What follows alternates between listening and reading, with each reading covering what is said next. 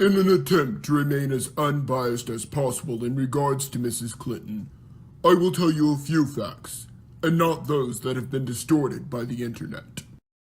According to Zeifman himself, she was fired along with some other staff members who were no longer needed and advised her that he could not recommend her for any further position. When pressed, Zeifman said he couldn't recommend Clinton for future positions because of her unethical conduct. Furthermore, he technically did not have the authority to fire her. Now that is a slightly different story than the viral email that has been going around for some time. What was not said, at least in the emails that I got, Clinton and her compatriots were trying to keep Nixon in office so that Ted Kennedy would have a better chance of winning the presidency. According to Zeifman, she regularly consulted with Ted Kennedy's chief political strategist, which was a violation of House rules. Democrats also didn't want Nixon to face an impeachment trial because they feared he might bring up abuses of office by President John F. Kennedy as part of his defense. I do not think that someone who would be so manipulative would be a very good match for the highest office in the land, arguably the world. Now, let's talk about her time as a defense lawyer for a child rapist. And before I start out, let's remember that a lawyer's job is to defend someone to the best of their ability. I remember one time that a black man defended a KKK member just because it was the right thing to do. Now, enough formalities. Let's persecute a witch.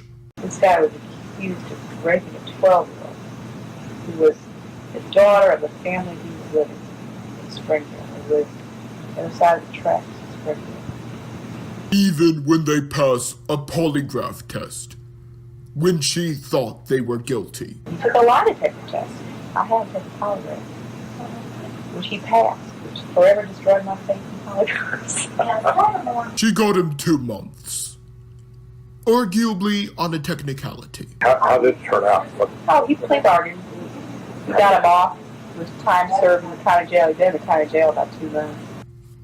Oh wait, she was also able to convince the judge that the plaintiff was a liar by her very nature, and that she was both mentally unstable and fantasized about this sort of thing.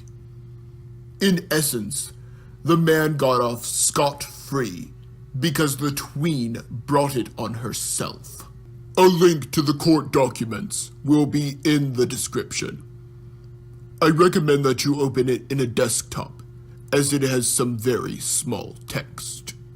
Now, let's talk about Vince Foster and Ron Brown, both of which have the makings of a conspiracy theory. Foster knew about the shady deals of the Clintons, and then committed suicide. According to the Daily Mail, he worked to expunge the less than admirable records, including Whitewater. In all of this, he would have had to lie to a congressional hearing when it was eventually brought to light.